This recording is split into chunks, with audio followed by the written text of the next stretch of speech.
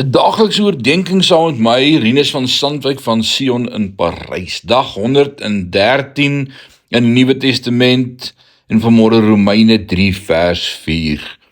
Al sou elke mens 'n leienaar wees, God se waaragtigheid staan steeds vas.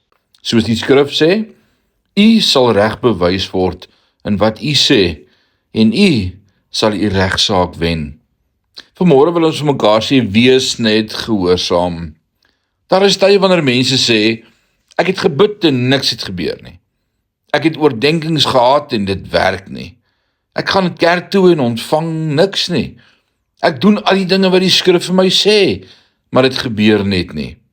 En ek moet in liefde reageer, jy is 'n leienaar. Want God beloof dat as ons nader aan hom kom, hy nader aan jou sal kom. Daarom lieg iemand, en dit is nie God nie. Ek het 'n bietjie droog in my gees en 'n bietjie gedistansieer van die Here in my hart gevoel. En een maandag aand het ek die Bybel gegryp en deur die huis gestap terwyl ek die boeke van Amos en Joël gelees het. En weet jy wat het gebeur? Alhoewel Amos en Joël ver van die ligte leesstof is, het ek myself glimlaggend gevind. Hoekom? Omdat die Here sy woord gebruik het om my hart op 'n pragtige, bevredigende manier te bedien. Waarlik, die Here sal enige iemand ontmoet wat tyd sal neem om die woord oop te maak en hom te soek. Ons is so gelukkig.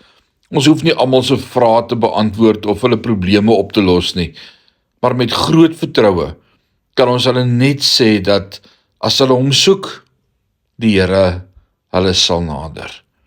Mag die Here jou seën in hierdie dag met sy teenwoordigheid en jou bless. Amen.